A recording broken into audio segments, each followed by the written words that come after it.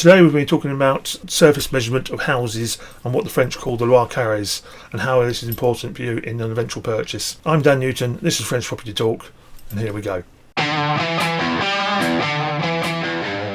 In France, we talk about several different sizes when it comes to houses. We talk about the actual surface utile or usable space, the surface habitable or livable space, the surface Loi Carrez, which is a bit of a both, but I'll go into that right now.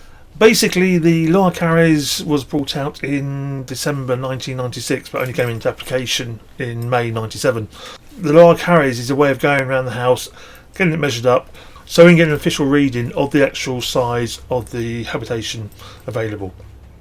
The thing is about Loi Carrez, and where most people get confused, is Loi Carrez only applies to properties which actually have a common area. It's not so much the houses in co-ownership. If you actually two brothers, for example, own a house, that's not it. The easiest example is a block of flats with the stairwell, which is common.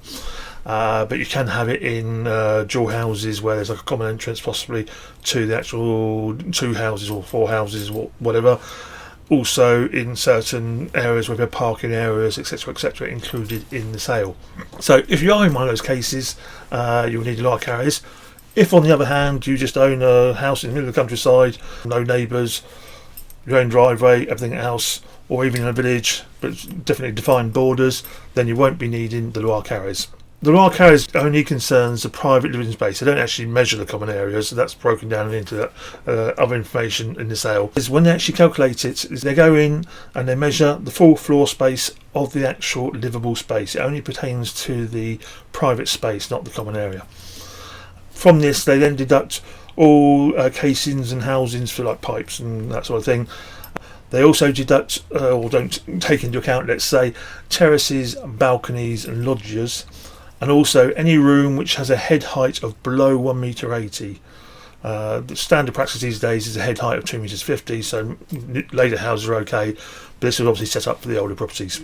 When you actually purchase a property with a co-propriety, the Loi Carrez will be calculated by an expert. Saying that, you can do it yourself, but strongly advised not to, because you have to guarantee things. To keep it simple, let's say you sell a flat which is 100 metres square for €100,000. Once the actual sale is signed, the owner moves in, feels something's not quite right, brings in another expert who measures it up, and it finds out it's only 90 metres square, so 10 metres adrift. The actual buyer has to start with a period of 1 month where he can actually completely cancel the sale after signing, that is. After the 1 month, there is also a 12-month period where the actual purchaser can claim back the pro rata difference. So in this case it was 100,000, 100 metres, 10 metres, €10,000. So you might find yourself having to pay back a chunk of money, so it'd be a lot easier to get an expert in to do it, and that way they're actually guaranteed by the expert's insurance, so you have nothing to worry about. If you've recently bought a property and you're reselling, one good thing about the actual Loi Carrez is that it is actually pretty well permanent. You have it done once. As long as there's no remodelling of the actual accommodation or extensions or anything like that, then the Loi Carrez certificate is still valid for the duration. So there you go, there's a quick roundup of the Loi Carrez. If you like these videos, don't forget to click on the like button down there somewhere, or down there, wherever. Click on the subscribe if nothing else makes us feel good, and we'll be back soon with another video. Speak soon. Bye.